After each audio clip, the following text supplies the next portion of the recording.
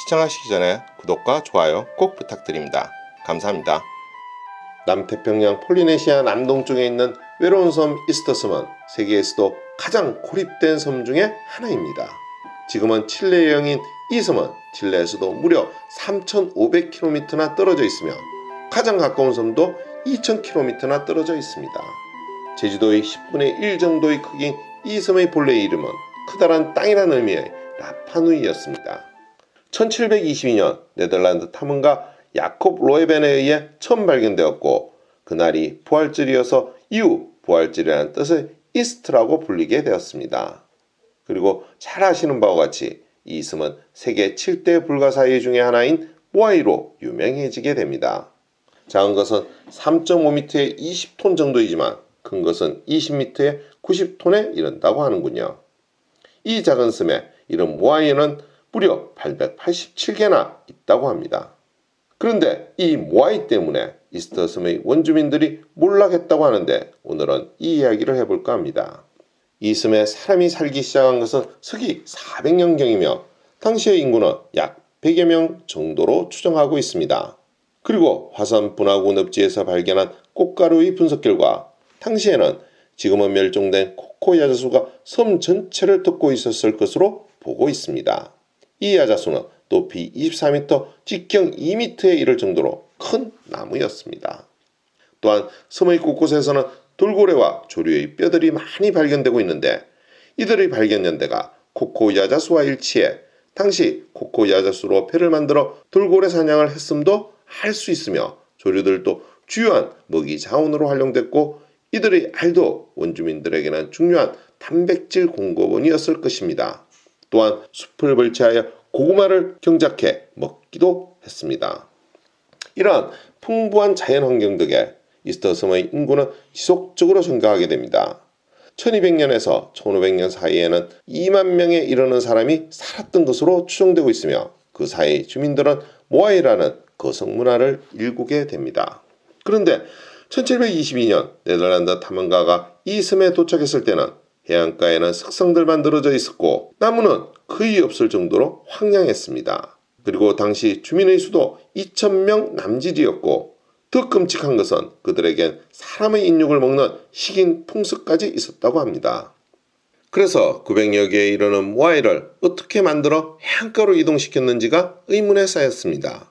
엄청난 무게의 모아이를 기중기도 없던 시절이며 옮길 수단으로 삼을 만한 나무도 없었는데 섬 가운데 채석장에서 석상이 세워진 해안가까지 약 15km를 어떻게 이동시킬 수 있었을까는 상당한 미스터리였던 것입니다.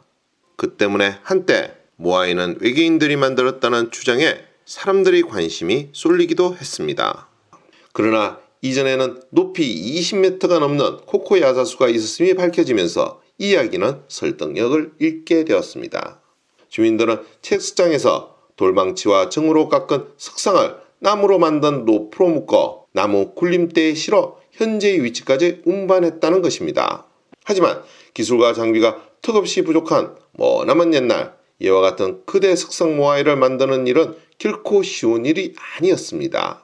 원주민들이 모아이 석상을 만들고 이를 해안가에 세우기 위해서는 엄청난 바위와 나무가 필요했고 그래서 그들은 닥치는 대로 섬의 나무를 잘라내고 바위를 캐냈습니다. 그러면서 농사와 사냥은 뒷전으로 밀려나게 됩니다. 그러면 이들은 왜 모아이에 집착한 것일까요? 신격화된 조상의 얼굴을 담은 것으로 보이는 이 석상들은 거의 모두 내륙을 향하고 있으며 섬을 보호하는 의미를 가진 것으로 추정되고 있습니다. 1250년에서 1500년 사이에 집중적으로 제작되었으며 이에는 부족 간의 지나친 경쟁에서 비롯된 것으로 추정하고 있습니다.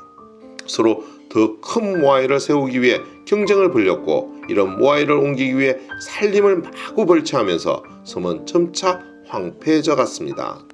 17세기에 이르러서는 바다로 나아갈 카누조차 만들 나무를 구하기가 힘들 지경에 이르게 됩니다. 사람들은 카누가 없어서 낚시를 할 수 없게 되었고 산림이 황폐화되면서 조류 등 동물들도 자취를 감추게 되었습니다. 게다가 일반적인 농사가 불가능할 정도로 땅이 척박해졌습니다. 식량 자원은 곤두박질 치게 되었고 그래서 생계를 유지하는 자체가 힘들게 되었습니다. 결국은 굶주린 배를 채우기 위해 살인을 저지르고 인육을 섭취하는 지경에까지 이르게 된 것입니다.